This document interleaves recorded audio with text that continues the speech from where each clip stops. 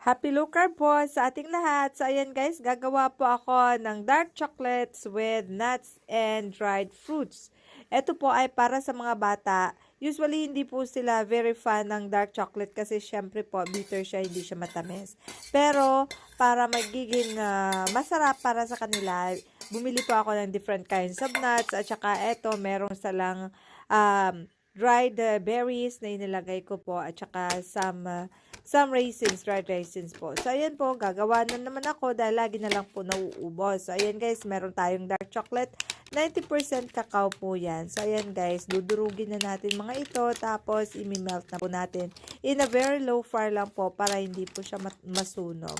So, eto na ko po, nakasalansan na po ang ating mga nuts at saka mga dried red berries po at saka raisins. Tapos, yan, bubuhos na po natin ang ating ni-melt na dark chocolate bars. So, ayan guys, kailangan i-spread out natin itong ating chocolate para matabunan po ang lahat nating mga ano tawag nito, mga nuts at saka dried fruits. So, ayan na guys.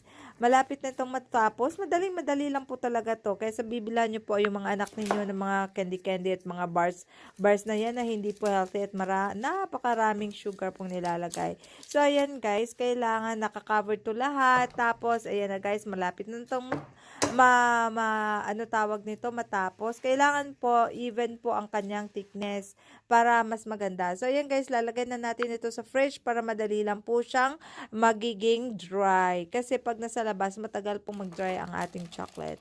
So, ayan guys, matigas na siya. Ang gagawin natin ay i-flip na po natin ito siya para, ano tawag nito, umpisa na nating i-crack. So, ayan na guys, i-crack na natin ito. Kakover natin ito ng isang baking, ano tawag nito, yung baking paper na to para hindi po didikit, hindi po magme-melt ang ating chocolate kasi syempre ang kamay natin ay warm.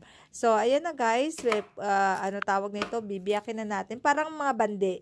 Parang bandi siya guys, pero chocolate, dark chocolate nga lang ginagamit natin. So, ngayon, very fun na ang aking anak na lalaki, si Pierre, na kumain yan guys. Gustong-gusto na niya kasi kahit na dark chocolate, masarap daw. O, diba? So, yan guys, eto na rin ang gawin ninyo para sa mga anak ninyo para at least healthy po. Kahit kumain sila ng tsokolate, pero healthy chocolates naman po. So, ayan guys, sana nagustuhan ninyo ang aking low carb na chocolate with dried fruits. So, ayan guys, please follow, like, and comment. Maraming salamat po sa panonood. Bye-bye!